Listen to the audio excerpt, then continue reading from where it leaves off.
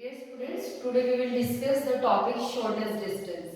Okay बेटा, तो shortest distance जो है ये अकेला टॉपिक ऐसा है स्ट्रेट लाइन में, 3 dimension geometry straight line topic में जो आपने वेक्टर फॉर्म से करना है. ठीक है, अगर उसने एंगल का क्वेश्चन पूछा आपसे कि find the angle between two line, तो अगर आपके पास क्वेश्चन गिवन है इन वेक्टर फॉर्म तो आप उसको वेक्टर में करेंगे. कार्टेशियन में गिवन है तो कार्टेशियन में करेंगे. ओके, बाकी जितने भी टॉपिक्स हैं वो आपने कार्टेशियन फॉर्म से करना है. लेकिन शॉर्टेस्ट डिस्टेंस जो टॉपिक है हमारा, अगर आपके पास क्वेश्चन वेक्टर फॉर्म में है तो भी आप वेक्टर फॉर्म से करेंगे और कार्टेशियन में है तो भी आप वेक्टर फॉर्म से ही करेंगे. ठीक है, क्लियर हो गई बात आपको? तो उसके लिए क्या करेंगे, जो भी लाइन आपको दे रखी है उसको आपने क्या करना है, वेक्टर फॉर्म में चेंज कर देना. अब जैसे यहाँ पे हमें दो लाइन दे रखी है. फर्स्ट लाइन है हमारी vector r is equal a1 plus lambda b1. Second line हो गई vector r is equal a2 plus mu b2. तो वो कह रहा है find the shortest distance between two line. तो सबसे पहले बेटा आपने चेक करना है कि आपको जो दो लाइनें दे रखी हैं वो लाइन आपकी स्क्यू है या पैरेलल है. अब पैरेलल कैसे पता चलता है भाई, ये फर्स्ट लाइन सेकंड के पैरेलल है, उसके लिए b1 और b2 प्रोपोर्शनल होंगे. क्या होंगे, b1 b2 प्रोपोर्शनल होंगे. तो अगर b1 b2 प्रोपोर्शनल है इसका मतलब these two lines are parallel. और अगर प्रोपोर्शनल नहीं है तो these two lines are skew lines. कैसी लाइन है, स्कीव लाइंस है. ठीक है, अब स्कीव लाइंस क्या है बेटा, स्कीव लाइंस ऐसी होती है जो दो अलग अलग प्लेन में लाई जाती है. यानी आप किसी रूम में बैठे हो तो एक रूम के एक वॉल पे एक लाइन ड्रॉ कर रखी है हमने, दूसरी वॉल पे दूसरी लाइन ड्रॉ कर रखी है. ये दोनों लाइन एक दूसरे को इंटरसेक्ट नहीं कर सकती. अब ये दोनों एक दूसरे को इंटरसेक्ट नहीं कर रही तभी तो शॉर्टेस्ट डिस्टेंस निकाल रहे हैं. अगर दोनों लाइन एक ही प्लेन में लाई कर रही होती और वो लाइनें पैरेलल नहीं है तो फिर एक लाइन ऐसे जा रही है दूसरी ऐसे जा रही है. जैसे ही आप इनको प्रोड्यूस करोगे तो ये दोनों लाइन एक दूसरे को इंटरसेक्ट कर जाएगी.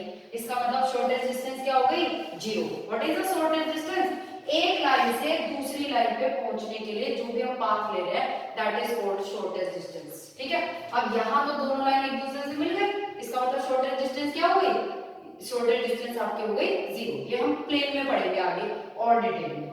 ओके, अब तब हमारे पास फॉर्मूला क्या है. ठीक है, shortest distance between two skew lines के लिए फॉर्मूला है a2 माइनस a1. यानी यहाँ वेक्टर a2 में से वेक्टर a1 हमने माइनस कर दिया. फिर अलग से आपने b1 क्रॉस b2 यानी वेक्टर b1 और b2 का क्रॉस प्रोडक्ट फाइंड करना है. वो आपको आता है, वेक्टर में सीखा हुआ है आपने. फिर हमने क्या करना है, इन दोनों वेक्टर का डॉट प्रोडक्ट फाइंड कर देना है और नीचे b1 क्रॉस b2 का मैग्नीट्यूड भी निकाल देना है. ये सब हमने वेक्टर में सीखा था. यानी पूरी 3D में हमारे पास एक ही फॉर्मूला है शॉर्टेस्ट डिस्टेंस और वो हमारा दो फॉर्म में है. ये तो हुआ फोर स्कीव लाइंस. अब बात कर लेते हैं कि दोनों लाइन पैरेलल हो गई.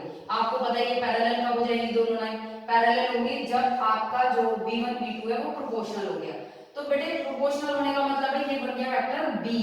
b क्यों बन गया भाई, मान लिया आपको उसने कहा कि वेक्टर b जो है वो i plus 2j plus 3k है और दूसरी वाली लाइन में आ रखा है 2i plus 4j plus 6k. ठीक है, तो इसमें से आप 2 कॉमन लोगे तो ये भी तो i plus 2j plus 3k बचा और ये स्केलर किसका काम कर रहा है, वो 2 इस स्केलर के साथ आएगा तो ये म्यू ही रहेगा. ठीक है, तो ये आपके पास आ गया a2 plus mu vector b. यानी ये दोनों प्रोपोर्शनल है तो दोनों को हमने सेम बना लिया. जो भी स्केलर हमारा कॉमन आएगा वो उसके साथ ही चला जाएगा. हो सकता है दोनों में ही i plus 2j plus 3k दे रखा हो और प्रोपोर्शनल हुआ तो जो भी उसके पास एक्स्ट्रा वो आपने कॉमन ले लेना है. ठीक है, तो दोनों लाइन में वेक्टर b आपका जो है वो कॉमन लाइन हो गई. अब ये दोनों लाइन कैसी है, पैरेलल. अब देखो, अब आपको शॉर्टेस्ट डिस्टेंस फाइंड करने के लिए क्या फॉर्मूला लगाना है, a2 माइनस a1 तो आप अभी भी कैलकुलेट करोगे. a2 माइनस a1 कैलकुलेट करना है, फिर उसका क्रॉस प्रोडक्ट कर देना है वेक्टर b के साथ और जो क्रॉस प्रोडक्ट के बाद आंसर आया उसका क्या करना है, आपने मैग्नीट्यूड फाइंड करना है. अपॉन में वेक्टर b का मैग्नीट्यूड फाइंड करना है. तो a2 minus a1 cross vector b magnitude upon magnitude of b. तो ये आपको शॉर्टेस्ट डिस्टेंस हो गया between two parallel line. Okay, हाँ बेटा, तो अब हम एक क्वेश्चन डिस्कस कर रहे हैं शॉर्टेस्ट डिस्टेंस से रिलेटेड, है ना.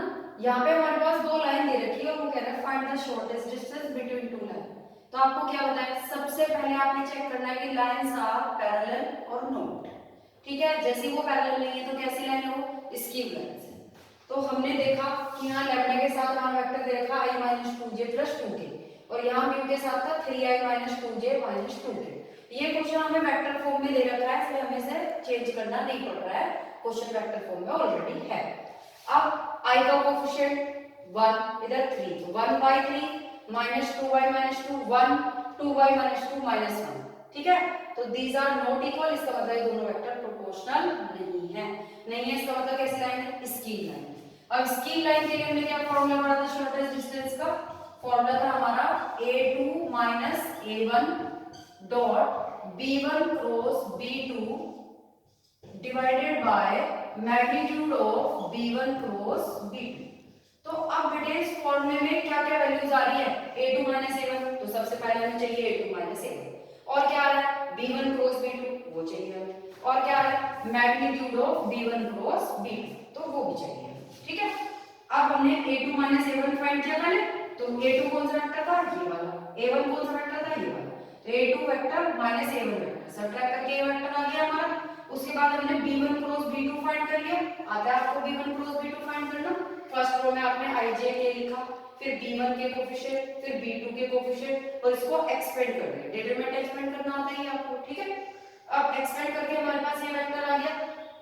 अब हमने इसका मैग्नीट्यूड फाइंड किया, root of 8 square 4 square, 8 square कितना होता है 64, 8 स्क्वायर 64, या फिर आपको बताइए जैसे मैं आपको कैलकुलेशन कराती हूँ, आपने यहाँ से 4 स्क्वायर सब जगह से कॉमन ले लिया, तो 4 स्क्वायर कॉमन लिया तो रूट के बाहर कितना आ गया 4, यहाँ कितना बचा 2 स्क्वायर, ठीक है, तो 4 2 स्क्वायर 4 और यहाँ पे 1 बचा, तो 4 4 8 और 1 9, 9 का रूट ऑफ हो गया 3 और 4 पहले ही बाहर आ रखा था, 4 3 जा 12।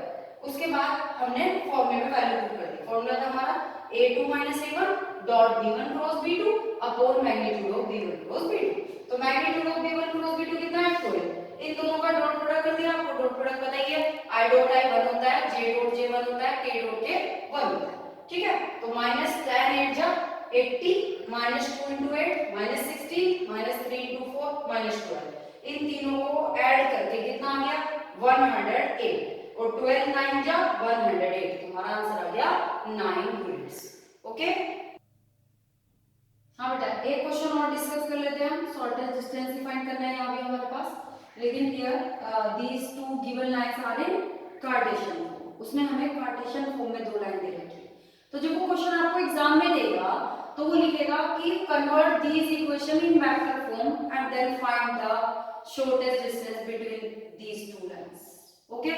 यानी आपको वन मार्क तो यही चीज हो गया कि आपको ये दोनों इक्वेशंस क्या करनी है वेक्टर फॉर्म में लिखनी। क्या बताया था आपको, जब भी इक्वेशन को वेक्टर फॉर्म में लिखना है तो पहले आप चेक करोगे कि these equation are in standard form, याद है ना क्या थी स्टैंडर्ड फॉर्म, क्या बताई थी standard form, x y z तीनों का कोएफिशिएंट क्या होना चाहिए +1 होना चाहिए, हाँ ठीक है। तो यहाँ पे है +1, ठीक है, यहाँ भी है, यहाँ पे भी है, यहाँ पे भी है, यहाँ पे भी है, यहाँ पे भी है, यानी इसका मतलब हमारी जो दोनों इक्वेशंस हैं वो स्टैंडर्ड फॉर्म में है, तो कोई दिक्कत नहीं है, चलो उसको चेंज कर लेते हैं वेक्टर फॉर्म में, ठीक है, बड़ा आसान काम है। क्या करना है हमने, यहाँ पे x माइनस x1 यानी x1 कितना है 1, y माइनस y1 कितना है 2, z माइनस z1 कितना है 4, तो लाइन हो गई हमारी i plus 2j minus 4k plus lambda, dr क्या था भाई इसके 2 3 6, तो dr लिखे हमने 2i plus 3j plus 6k, तो ये पहली लाइन हमारी चेंज हो गई वेक्टर फॉर्म में, कोई प्रॉब्लम नहीं, बिल्कुल ऐसे ही हमने सेकंड लाइन भी वेक्टर फॉर्म में चेंज कर दी। अब आप कहोगे कि मैम यहाँ तो 4 6 12 था, कहाँ गायब हो गया, अभी समझाएगा लैम्डा क्या है स्केलर, म्यू क्या है स्केलर, तो यहाँ से एक 2 आपने कॉमन ले लिया। अब जब आपको पता ही नहीं म्यू कितना है तो फिर क्या पता होगा 2 म्यू कितना है, भैया तो 2 भी हो सकता है, 4 भी हो सकता है, 6 भी हो सकता है, इसलिए हमने वापस भी म्यू लिख लिया, बाकी कोई दिक्कत नहीं, आप इसको 2 म्यू भी लिखो, यहाँ क्या आना चाहिए एक स्केलर, यहाँ क्या आना चाहिए स्केलर, तो 2 म्यू लिखने से कुछ और बन जाएगा क्या, तब भी क्या रहेगा एक स्केलर रहेगा, ओके। तो आपके पास वेक्टर बी क्या हो गया 2i plus 3j plus 6k, ये आ गया हमारा वेक्टर बी। अब इस फॉर्मूला क्या था हमारा shortest distance between two parallel line का, पता चल गया आपको दोनों लाइन पैरेलल है, देखो जरा, ठीक है, dr का रेशियो क्या आ रहा है 2/4 1/2, 3/6 1/2, 6/12 1/2, these all are values equal, इसका मतलब दिया क्या है प्रोपोर्शनल, तो दोनों लाइन क्या है पैरेलल। तो पैरेलल के लिए शॉर्टेस्ट डिस्टेंस का फॉर्मूला क्या था a2 माइनस a1, ठीक है a2 minus a1 cross vector b। पता है ना आपको वेक्टर में 3D में आप डॉट लगा रहे हो या क्रॉस लगा रहे हो इसका फर्क पड़ता है, ठीक है। तो हम क्या लगा रहे हैं क्रॉस प्रोडक्ट लगा रहे हैं, यानी हम डॉट नहीं करेंगे क्रॉस प्रोडक्ट करेंगे। तो a2 minus a1 cross vector b, पहले आपने a2 माइनस a1 कैलकुलेट कर लिया, बड़ा सिंपल काम। वेक्टर a2 ये था, वेक्टर a1 ये था, दोनों वेक्टर्स आपने सबट्रैक्ट कर दिए, तो a2 माइनस a1 आ गया आपका। उसके बाद a2 minus a1 cross vector b, cross product करना है पहली रो ij के, दूसरी में a2 माइनस a1 के कोफिशिएंट, तीसरी में वेक्टर b के कोफिशिएंट। अब इसको हमने कर दिया एक्सपेंड, सबको आता है ना एक्सपेंड करना, एक्सपेंड कर दिया, आंसर आ गया 9 आए, चेक कर लो 6 1 जा 6 और माइनस माइनस प्लस 3, तो 6 प्लस 3 कितना 9 आई, माइनस 14j प्लस 4k हो गया, एक्सपेंड कर लिया। अब हमने क्या करना है फॉर्मूले में वैल्यू पुट करनी है, तो भाई a2 minus a1 cross vector b, इसका क्या करना था मैग्नीट्यूड निकालना है इसका, ठीक है। तो मैग्नीट्यूड निकालना आता है, बड़ा आसान काम है, वेक्टर में सीखा ये भी हमने। तो इसका मैग्नीट्यूड आ जाएगा हमारा root of 9 square 14 square, minus लिख लो कोई फर्क नहीं पड़ रहा, स्क्वायर करोगे दोबारा प्लस हो जाएगा, minus 14 square plus 4 square upon root of कितना 2 square plus 1 square plus minus 1 square, ठीक है। तो इसको हम क्या करेंगे सिंप्लीफाई कर देंगे, इसको कर लेंगे इसको सिंप्लीफाई, ठीक है। तो ये हमारा क्या आएगा आंसर आ जाएगा इस क्वेश्चन का शॉर्टेस्ट डिस्टेंस। क्लियर हो गया आपको शॉर्टेस्ट डिस्टेंस टॉपिक, ठीक है। नेक्स्ट वीडियो में अब हम डिस्कस करेंगे कंडीशनल क्वेश्चंस, ओके।